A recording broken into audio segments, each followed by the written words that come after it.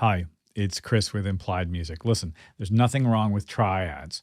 When I'm songwriting, I frequently will just grab the, cowboy chords that I know, shapes that are easy to play, chord progressions that are super familiar. But once I've got my progression laid out, I want to add extensions. I want to make those chords, those triads, richer. Extensions are additional tones that add color and life. What's the best extension? What's the best extension to add to your triad?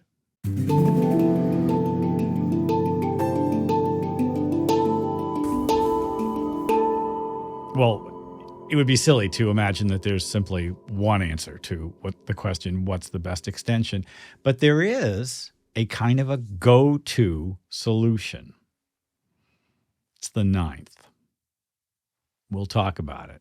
So I was 1980. This goes back a ways. I was a college student in Western Massachusetts, and over the summer, I would hitchhike to Boston from Amherst, where I was, back and forth along Route 2. I'd come into Boston on Friday and head back out midday Sunday morning, something like that. On my way back to college or back to where I was staying over the summer, I got picked up by a guy, and he was driving a big old boat of a Oldsmobile. He'd just come back from being the organist playing piano or organ in church. He was a gospel organist. And we started talking, and I'm a young musician and he's an old musician. And he turns to me and he says, "I'll tell you what, Chris, it's all about the ninth." And it was a kind of a oracular pronouncement. It's all about the ninth. Well, what's a ninth? Let's take a look. Just as a quick review, every triad has a root, third, and fifth, and then we add notes on the top of that. There's my root, third, and fifth, and then that tone is the seventh. And the seventh can be major or minor. And then another third on top of that, major seventh, gets me the ninth. This interval is the interval of a ninth, and it starts to be a pretty wide interval. And if I fold that interval down, I get a second. Now, of course, seconds may be major, like this one that I'm playing here, and they also may be minor. Minor seconds are pretty dissonant, and minor ninths are really, to my ear, the most dissonant interval.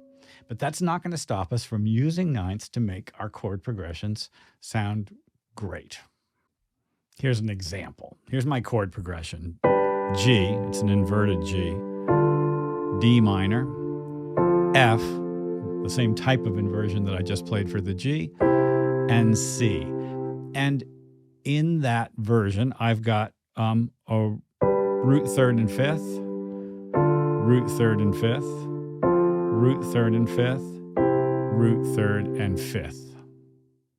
Listen, let's replace the thirds with ninths. So I'm going to take the B and turn it into an A.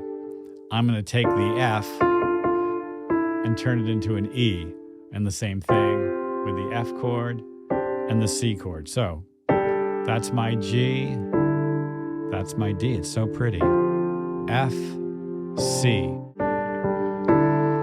There's a kind of an ambiguity to these chords. I can't tell if they're major or minor, but they're still beautiful.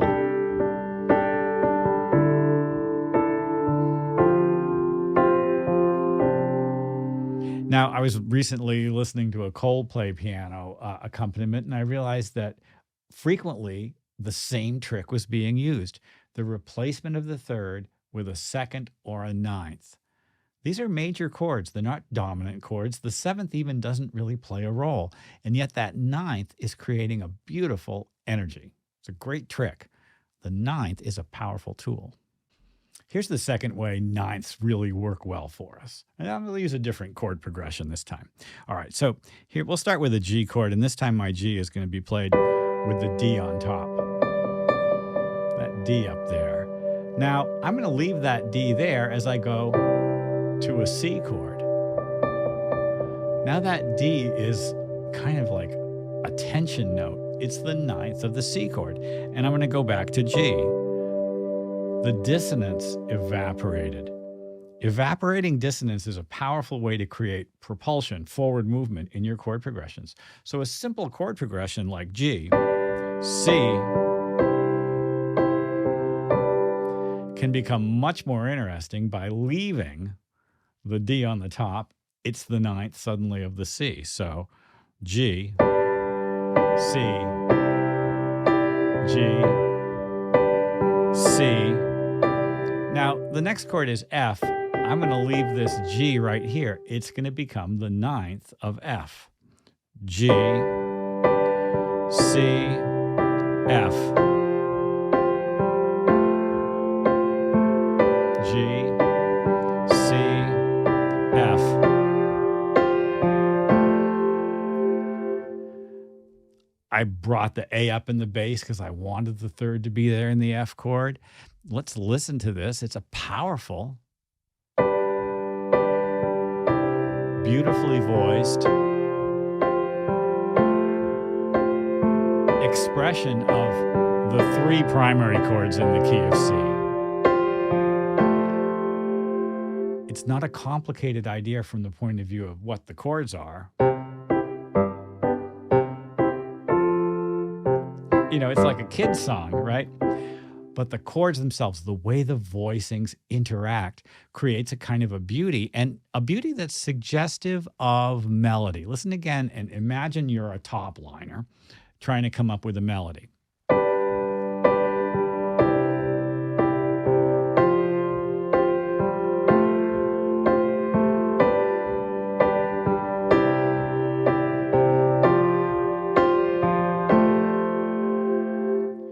As those ninths create dissonances, and then the dissonances evaporate, or as the dissonances are prepared and appear suddenly in a chord, the sense of melodic sort of, the melody kind of arises out of those tensions and releases. And it's for that reason that I've recently heard Andrew Wong say that the ninth is the melody note of the decade. So if the ninth is the melody note of the decade, we should be able to create a kind of a cool sounding melody using that. Okay, here's my chord progression.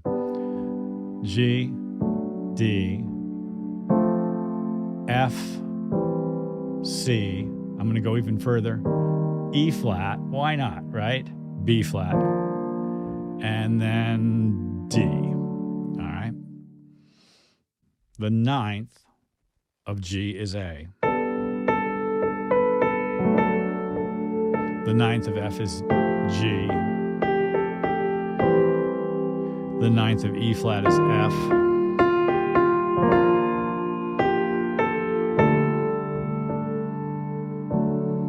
That A is there from the D chord. I'm going to leave it there.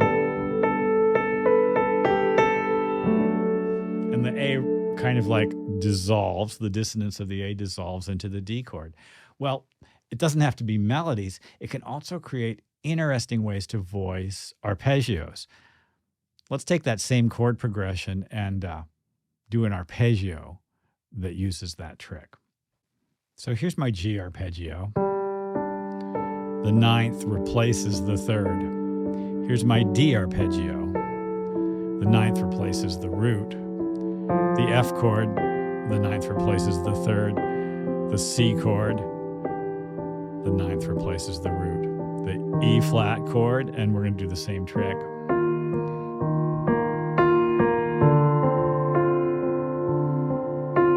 And I guess we're at D, right?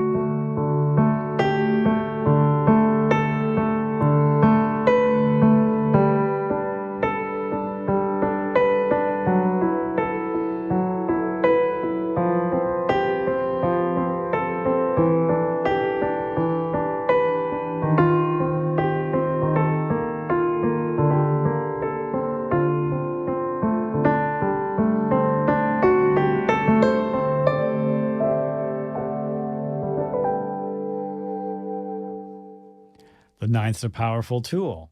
All right, one last thing, just because I have to say it. In country music and in a lot of sort of just embellished rock and roll, the ninth or the second is a suspension to the third.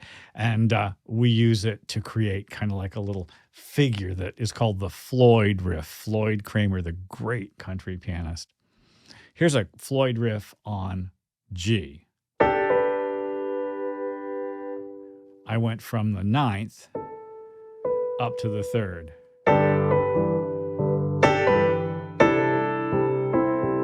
The ninth can also go down to the root. Here on a C chord, the D went down to C. Up to the third, down.